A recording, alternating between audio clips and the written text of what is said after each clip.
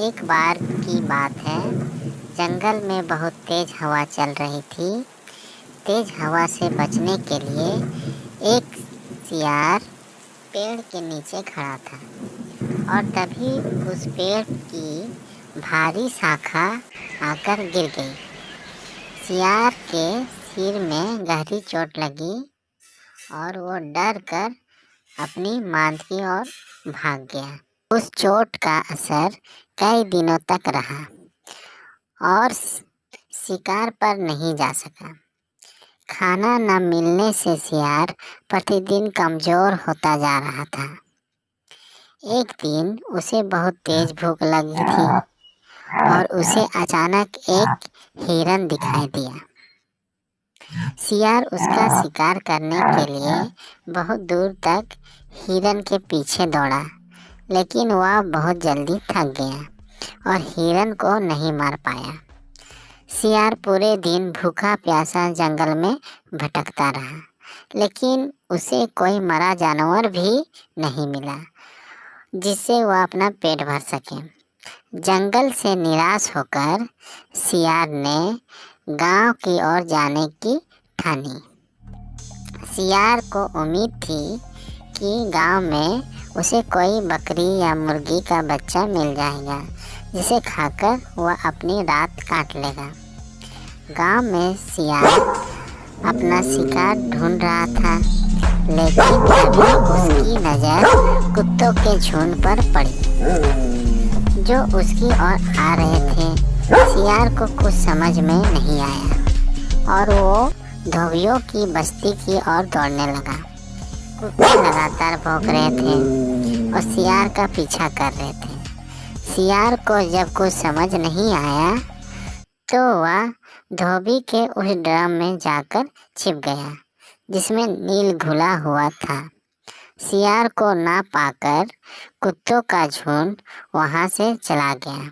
बेचारा सियार पूरी रात उस नील के ड्रम में छुपा रहा। सुबह सवेरे जब वह ड्रम से बाहर आया तो उसने देखा कि उसका पूरा शरीर नीला हो गया है। सियार बहुत चालाक था। अपना रंग देखकर उसके दिमाग में एक खुरापाती आइडिया आया और वह वापस जंगल में आ गया। जंगल में पहुंचकर उसने ऐलान किया कि वह भगवान का संदेश देना चाहता है, इसलिए सारे जानवर एक जगह इकट्ठा हो जाएं। सारे जानवर सियार की बात सुनने के लिए एक बड़े पेड़ के नीचे एकत्रित होने लगे। सियार ने जानवरों की सभा में कहा, क्या किसी ने कभी नीले रंग का कोई जानवर देखा है? मुझे यह अनोखा रंग भगवान ने दिया है और कहा है कि तुम जंगल पर जाओ और वहाँ राज करो। अब नीला सियार जंगल का राजा बन चुका था। मोर उसे पंखा झलते और बंदर उसके पैर दबाते। सियार का मन किसी जानवर को खाने का करता तो वह उसकी बलि मांग लेता। अब सियार कहीं नहीं जाता था, हमेशा अपनी शाही मांद में बैठा रहता था और सारे जानवर उसकी सेवा में लगे रहते। एक दिन चांदनी रात में सियार को प्यास लगी।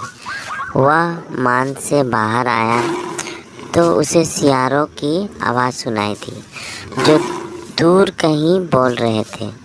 रात को सियार हो की आवाज़ करते हैं क्योंकि ये उनकी आदत होती है।